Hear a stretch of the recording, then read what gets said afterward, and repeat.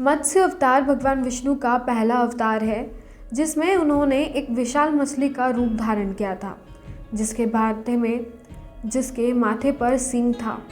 एक दानव ने वेदों को चुरा लिया था जिसे विष्णु ने मत्स्य रूप धारण करके प्राप्त किया। फिर संचालनकर्ता के रूप में पृथ्वी पर जीवन को बचाने के लिए विष्णु ने मनु से नया जीवन बनाने के लिए एक नाव बनाने के लिए कहा और मत्स्य ने नाव को सुरक्षित जगह पर पहुंचाया। विष्णु जी के मत्स्य अवतार से दो कहानियां जुड़ी हुई हैं। आज हम बात करते हैं जिसने संसार को खत्म होने से बचाया है।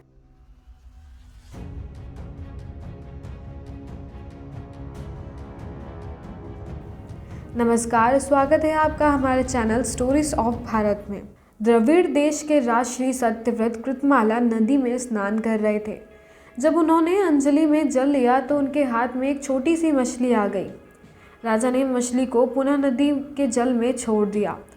छोड़ते ही मछली ने कहा, राजा, नदी के बड़े बड़े जीव छोटे जीवों को खा जाते हैं, मुझे भी कोई मार कर खा जाएगा, कृपया मेरे प्राणों की रक्षा करें।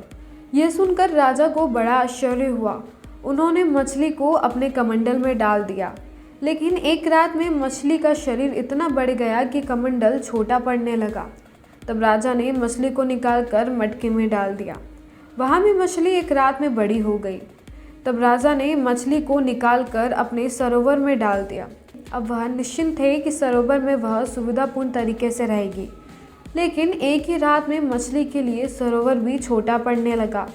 यह देखकर राजा को घोर आश्चर्य हुआ। तब राजा समझ गए कि यह कोई साधारण मछली नहीं है।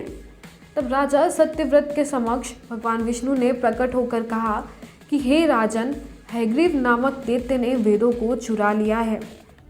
जगत में चारों ओर अज्ञान और अधर्म का अंधकार फैला हुआ है। मैंने हैग्रीव को मारने के लिए मत्स्य का रूप धारण किया है। आज से 7वें दिन भूमि जल प्रलय से समुद्र में डूब जाएगी। तब तक तुम एक नौका बनवा लो और समस्त प्राणियों के सूक्ष्म शरीर तथा सब प्रकार के बीज लेकर सप्त ऋषियों के साथ उस नौका पर चढ़ जाना। प्रचंड आंधी के कारण जब नाव डगमगाने लगेगी तब मैं मत्स्य रूप में तुम सबको बचाऊंगा। तुम लोग नाव को मेरे सींग से बांध देना। तब प्रलय के अंत तक मैं तुम्हारी नाव खींचता रहूंगा। उस समय भगवान मत्स्य ने नौका को हिमालय की चोटी से बांध दिया। उसे चोटी को नौकाबंद कहा जाता है।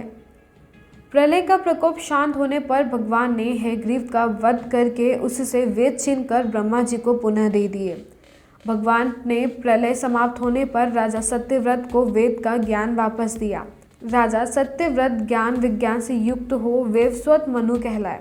उक्त नौका में जो बच गए थे उन्हीं से संसार में जीवन चला। यह थी आज की जानकारी। यह आपको कैसी लगी कमेंट में ज़रूर बताएं। वीडियो पसंद आए तो इसे लाइक शेयर करें और चैनल को सब्सक्राइब ज़रूर करें।